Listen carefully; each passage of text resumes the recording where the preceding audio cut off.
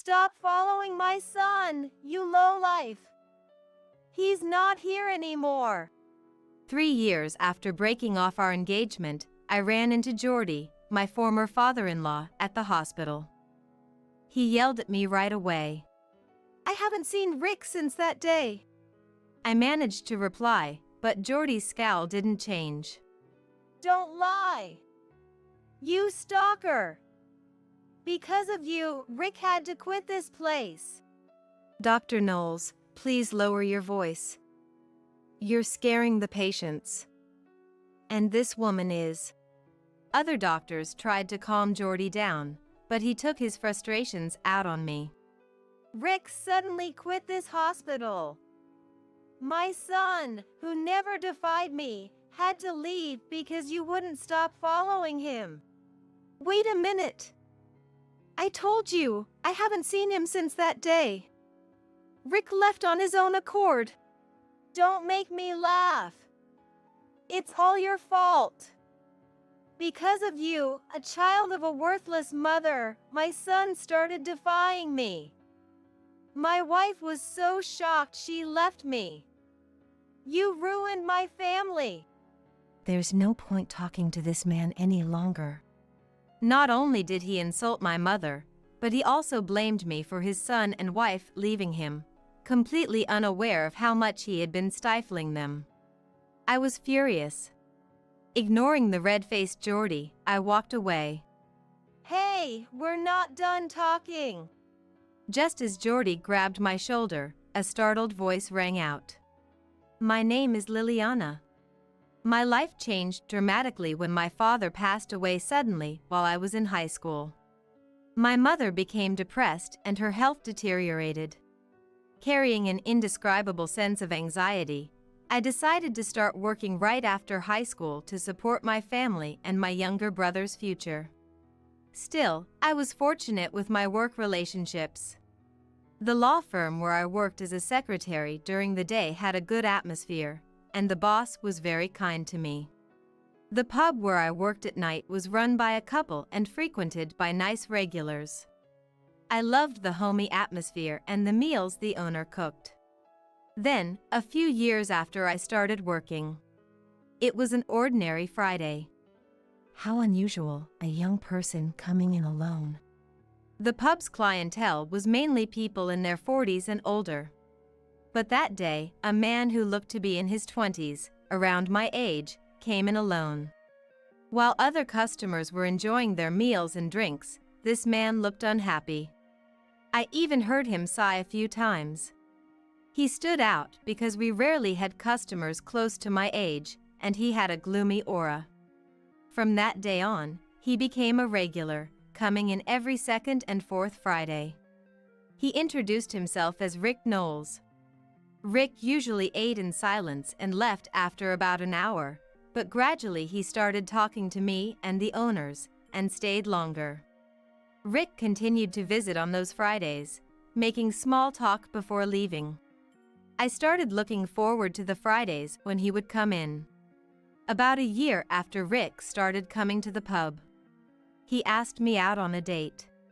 I had been working nonstop since high school, and love seemed like a distant dream. It was then that I realized I had feelings for Rick. I was thrilled when Rick asked me out. After a few dates, we decided to become a couple. By then, my younger brother had started college, so I had a bit more time for myself. I didn't know what Rick did for a living until we started dating. He told me he was a medical resident at a private university hospital. That explained why he always seemed so down. His family was full of doctors, and his father, also a surgeon, worked at the same hospital. Apparently, he didn't get to choose where he worked. His father took great pride in their long line of doctors and looked down on anyone who wasn't a surgeon. He also held a powerful position at the hospital. You're destined to take over the surgery department. You should be able to handle this much, his father would say, always demanding more from Rick. Under his father's watchful eye and constant pressure, Rick was struggling. I encouraged him. because I genuinely admired his dedication. You're your own person, Rick. You don't have to follow your dad's path to be a great doctor. You're already working so hard. Thank you, Liliana.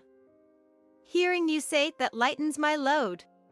Even though we'd only been dating for a few months, Rick's commitment was intense.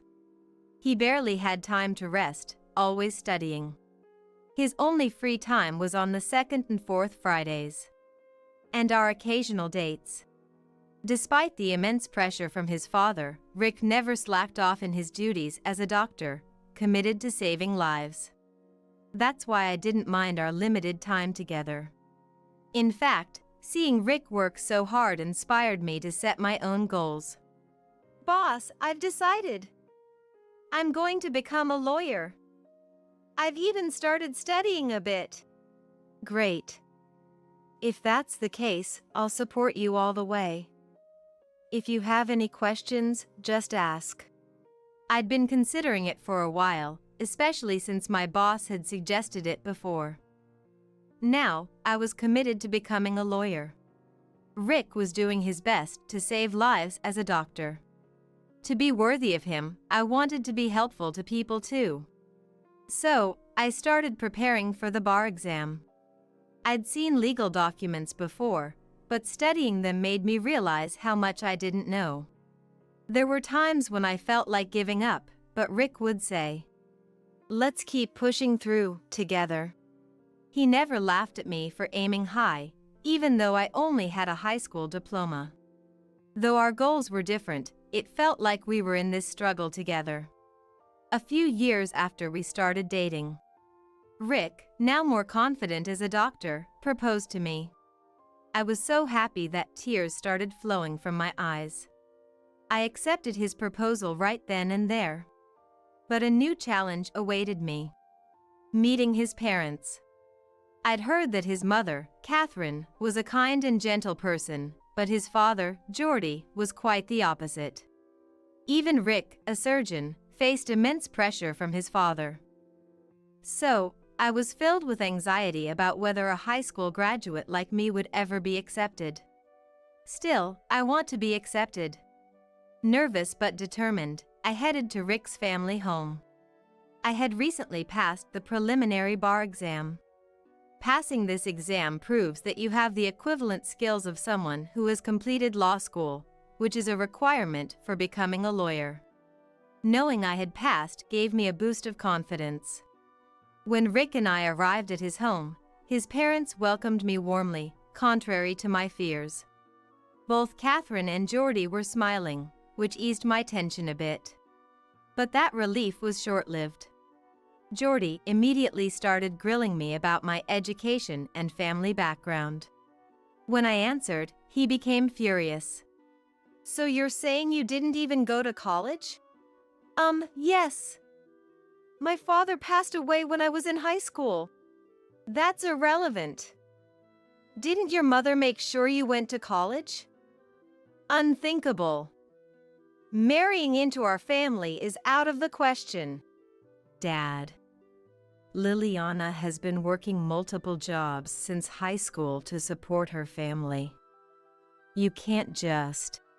Quiet. You have no say in this. Bringing a woman like her into our home. We'd be the laughingstock of the community. Geordie, that's too harsh. Catherine softly interjected, but Geordie was unstoppable. Our family has a long history of producing doctors. Marrying a woman like you would tarnish our reputation. I may be a high school graduate, but I'm working hard to become a lawyer. I've even passed the preliminary bar exam. Desperate for his approval, I mustered the courage to talk back. But Geordie's expression didn't change. So what? You're still a high school graduate. I won't accept a woman like you as my son's wife. Leave this house immediately. I don't remember how I got home. When I came to, I was sitting in my living room. Multiple missed calls and messages from Rick were on my phone. I'm really sorry about today. I'll try to convince them to accept us. I'm sorry for putting you through this. Although many comforting words arrived, my mind was made up. I wasn't ready to be with Rick. The idea of marrying him seemed like a fairy tale. Rick, you're already doing great as a doctor. You'll eventually break free from your father's control. Keep pushing forward. I can't be there to support you, but I'll always be cheering for you. I sent that message and chose to walk separate paths. 3 years passed. I was on my way to a particular place, my steps heavy. Because that place was the hospital where Rick worked. If I run into Rick, I'll try to smile. But if I encountered Jordy, the thought weighed heavily on my mind. No. I'm here for work today. I kept telling myself to stay focused as I walked into the hospital. But then, my worst fear came true. Jordy appeared before me. He seemed to notice me almost as soon as I noticed him. Leaving the doctors who were surrounding him, he walked over to me and started yelling with a face full of anger. Stop clinging to my son! He's not here anymore! What? Caught off guard by his sudden outburst, I was momentarily speechless. I haven't seen Rick since that day. I managed to say, but Jordy's scowl didn't change. Don't lie! You stalker! It's because of you that Rick had to leave this place. Dr. Knowles, please lower your voice. You're scaring the patients. And this lady is. The surrounding doctors tried to calm Jordy down, but he continued to lash out at me. Rick suddenly said he's quitting this hospital. My son, who never defied me. It's because you were clinging to him that he had no choice but to leave. Wait a minute. I told you, I haven't seen him since that day. If he left, it was his decision.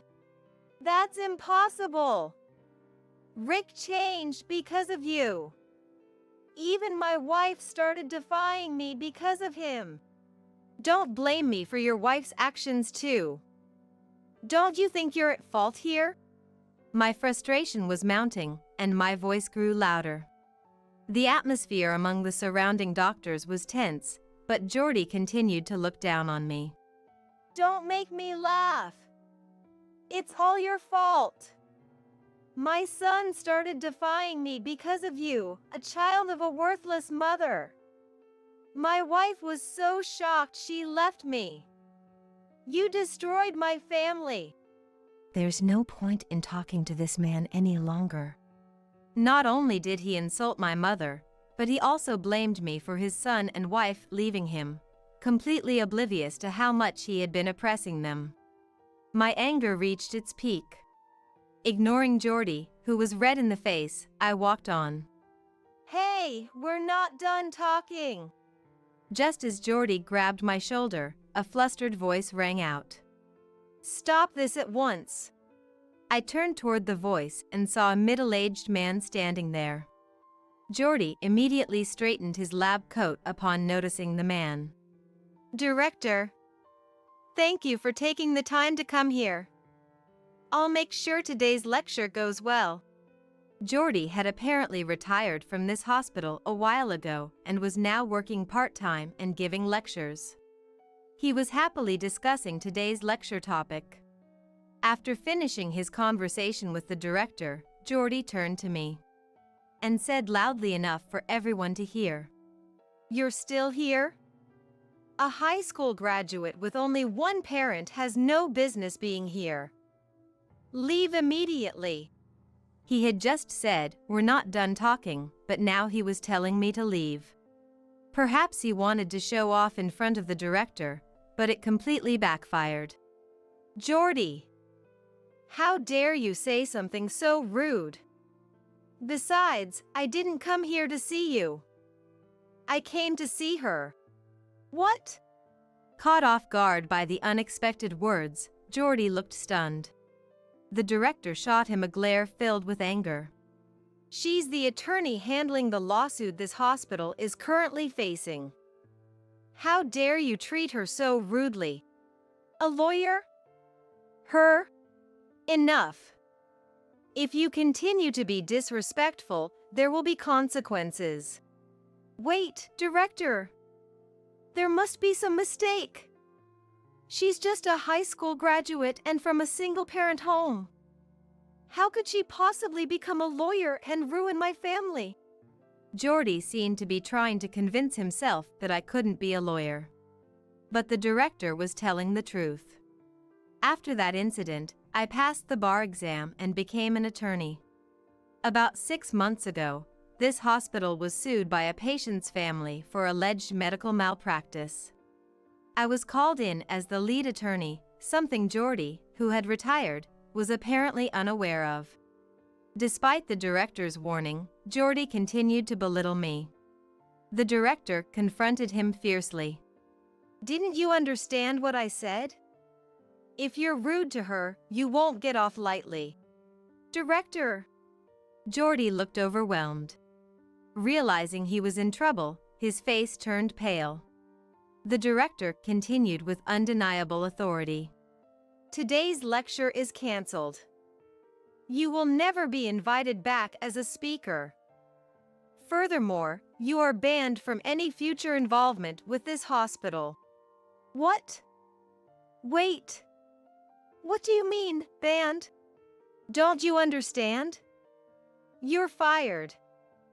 Fired. At the word fired, Jordy collapsed to his knees. Director, this is the only place I have left. My son and wife are gone, and this is the only place where I feel I have a purpose. Please, anything but firing me. That's not my concern. I'm not foolish enough to employ an unreasonable doctor for such reasons. What? Without me, the surgery department won't function, right? Is that okay? That's only your opinion. The surgery department will function just fine without you. Let this be a lesson. Overconfidence can be your downfall. The director said only that and left Jordy, who was in shock, as he led me away. Afterward, it seems Jordy was officially fired. He was also shunned by his junior doctors and has been living in isolation ever since. He tried to find another job, but his bad reputation preceded him, and he ended up opening his own practice. However, rumors spread that he judged people based on their education and family background, and he couldn't attract any patients. As for me, I won the medical lawsuit. Not only did I gain confidence, but my reputation as a strong attorney in medical issues also grew. During this time, Rick showed up at my law firm. Facing me, he apologized. I heard from the director. I'm really sorry for the discomfort my father has caused you, both 3 years ago and now.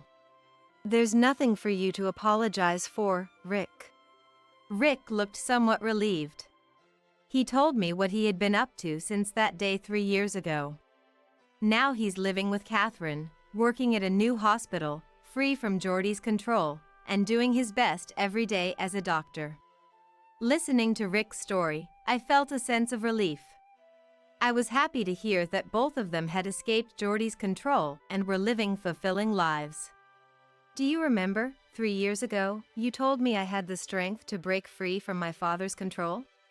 Yes, I do. Those words have stayed with me and gave me the courage to leave my father.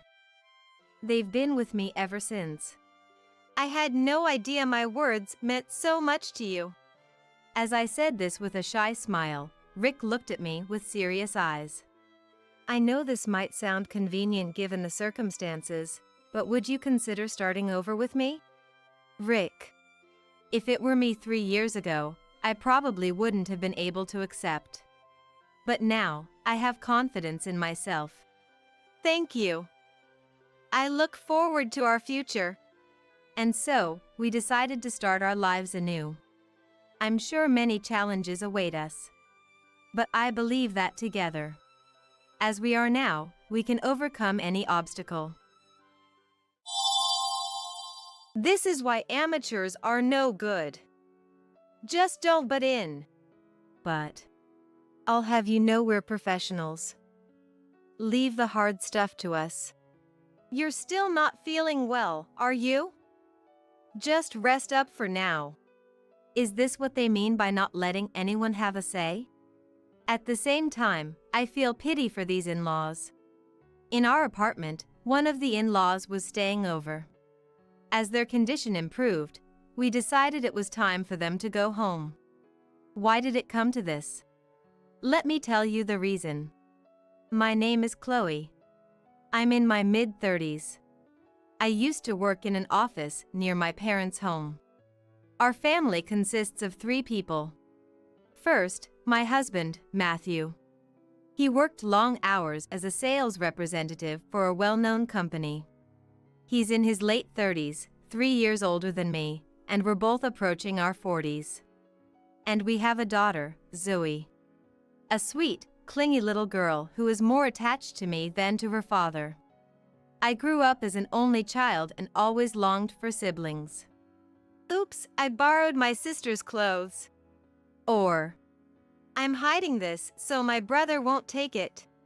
I used to envy such casual remarks from my friends. I didn't want Zoe to have such longings, so I aimed to be not just a mom but also a sister or a friend she could talk to about anything. Zoe seems to understand that and really loves her mom. Recently, as Zoe turned 3 and became more attached to me, I started longing for another child, a sibling for her.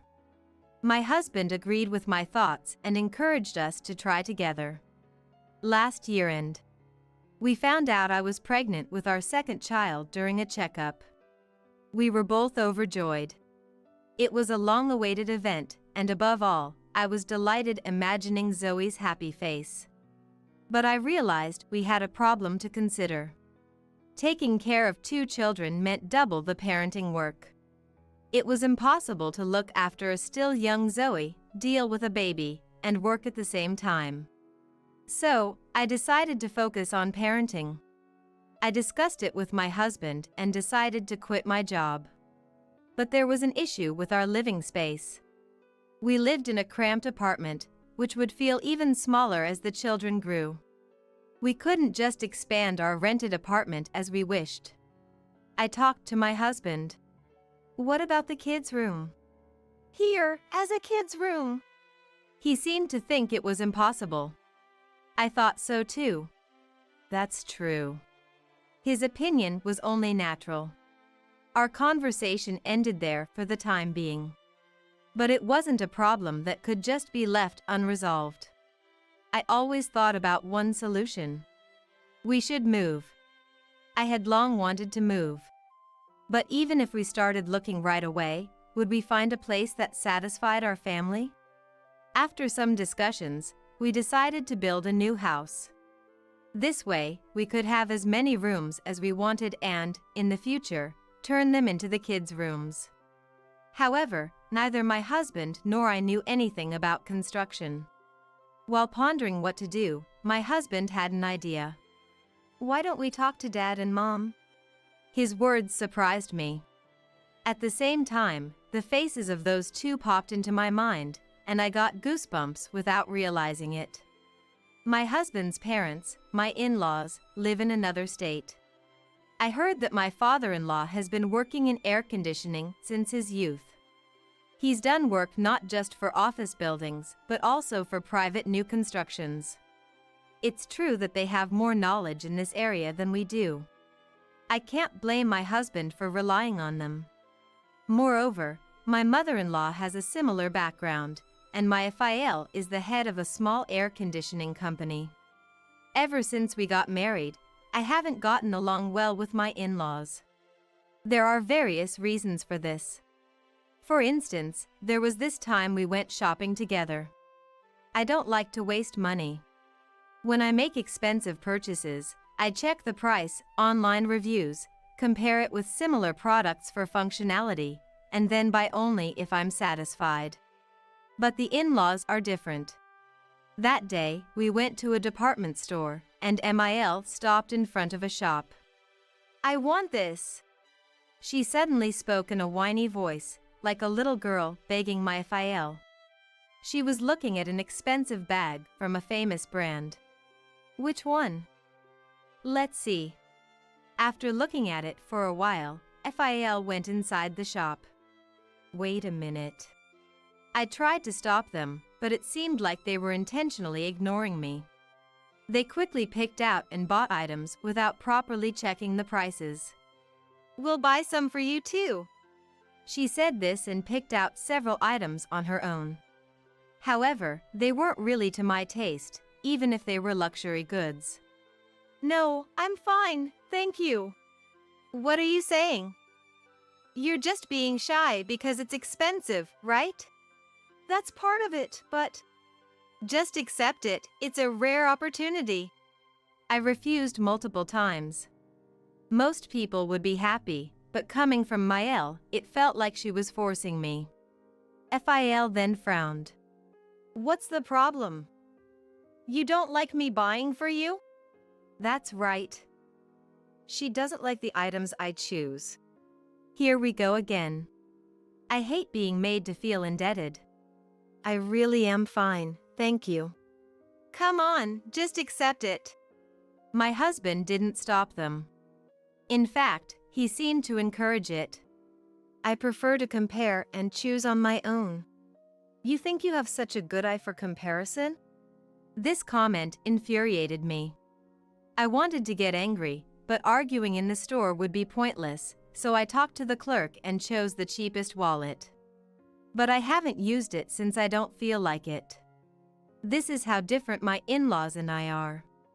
Even if we try to discuss things, we never reach a conclusion. I would prefer to live without seeing the in-laws if possible. So please, spare me. If I bring up this topic, they'll inevitably suggest living together.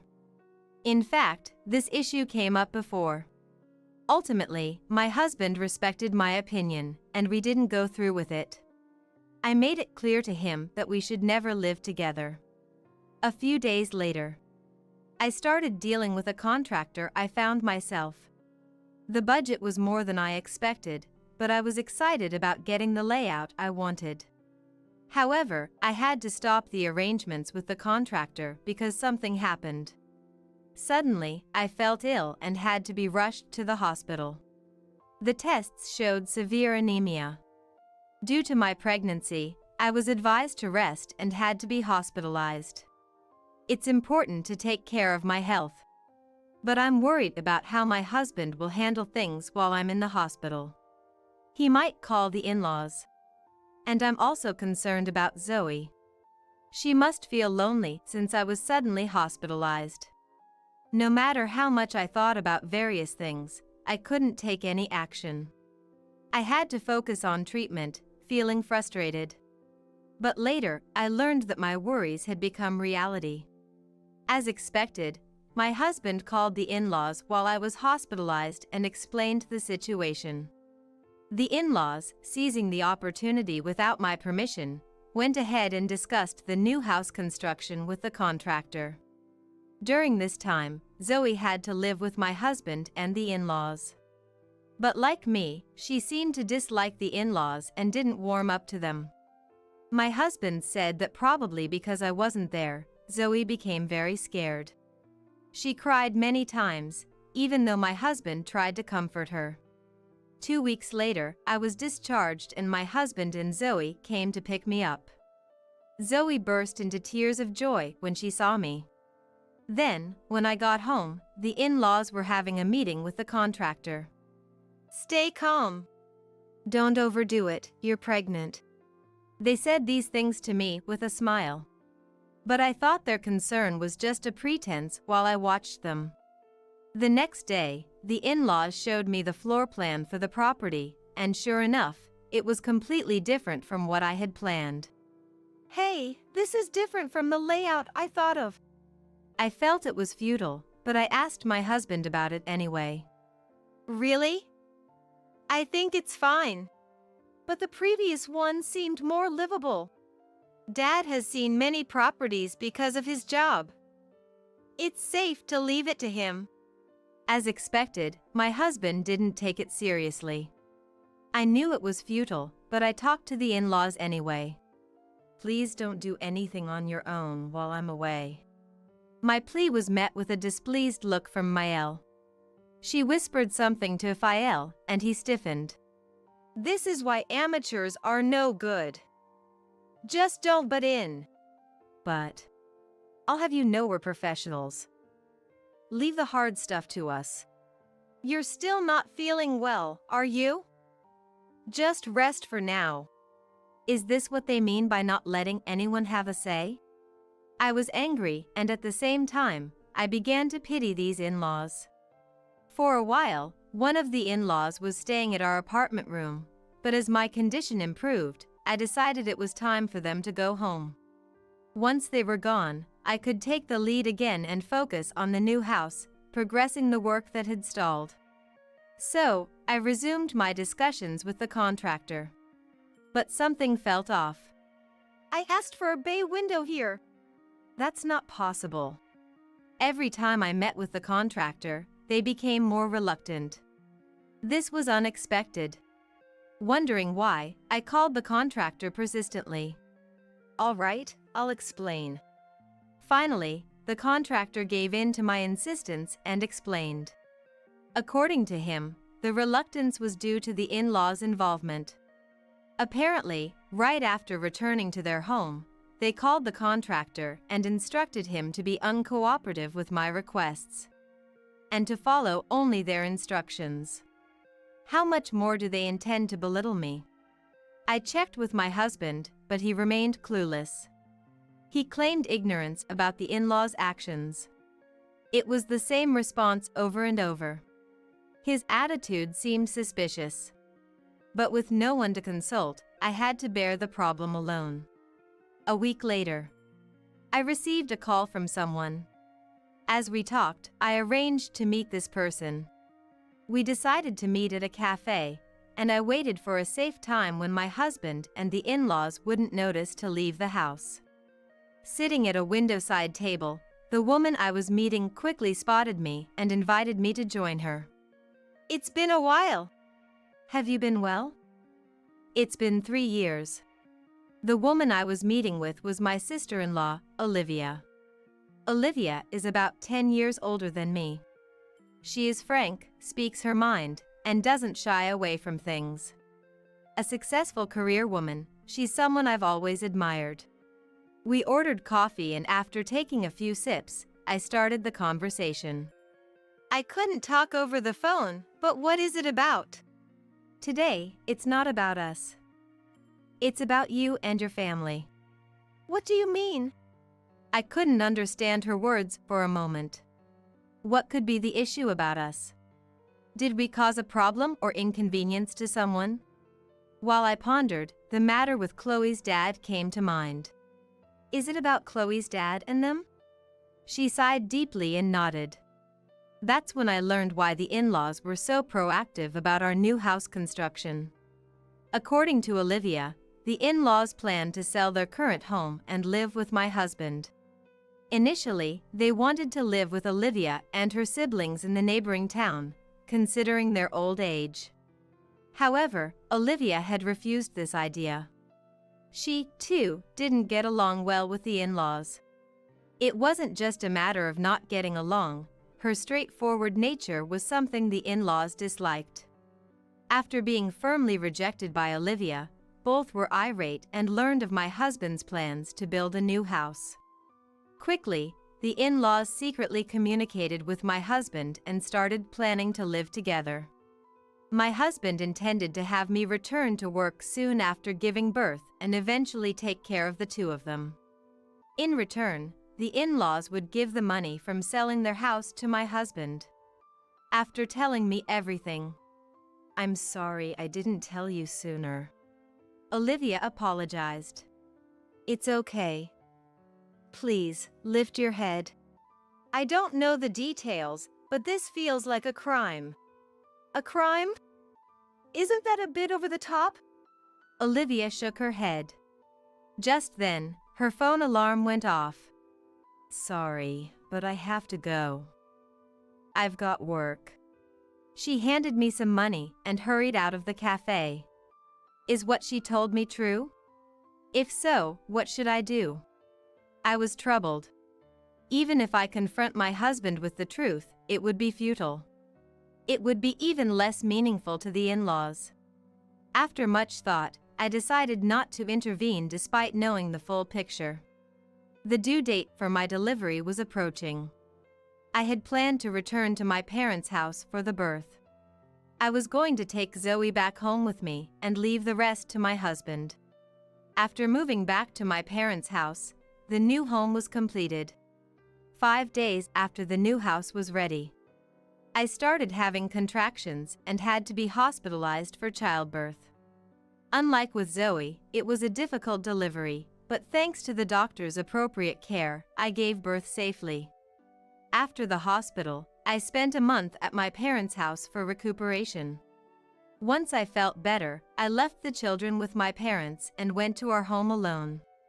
I wondered about the progress of the move. I had assumed it was somewhat complete.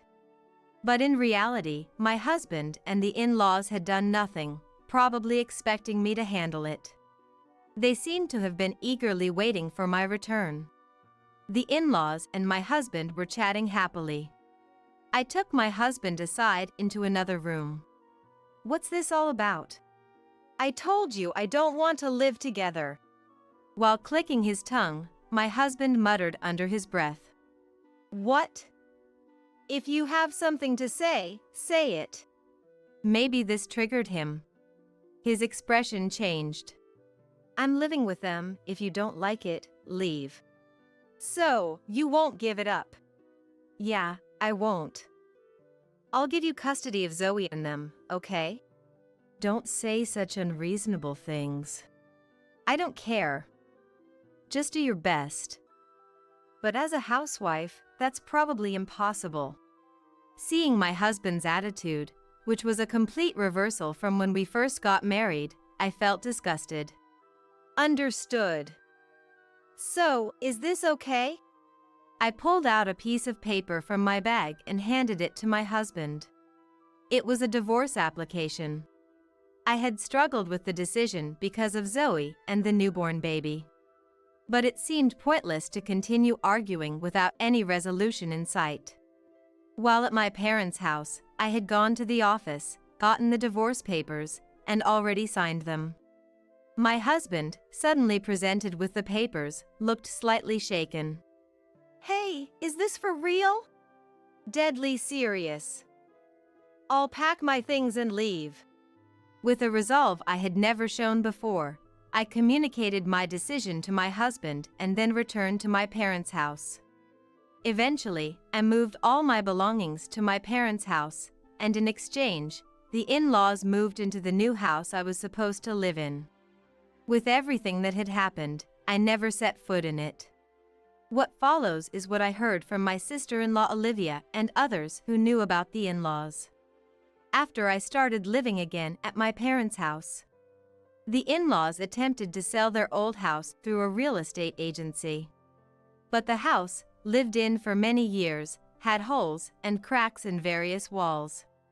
The kitchen and bathroom fans and faucets were rusted, and the house was slightly tilted. In other words, the house was severely aged. Such a condition meant no buyers. The price offered by the real estate agency was low. It seemed like a dream to build an ideal home, but in reality, with just my husband's income, they struggled with payments. Even with the in-laws working, the salary was barely enough for the three of them to live on. The house became neglected and soon didn't look like a new property. I received several calls from my husband and the in-laws. But I ignored them all. Naturally. There was no reason for me to help them. Years later, they desperately asked the real estate agency to sell the house for whatever they could get. They returned to the local area, but not to a single-family home. I heard from Olivia that they were living modestly in a cheap apartment. After giving birth to my second child, I spent a year living with my parents. But now, things are different. A colleague from the company where I used to work introduced me to several job interviews. I was offered a position in one of them. It's not a luxurious life.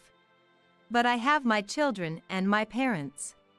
Even without a husband, I feel I can live happily.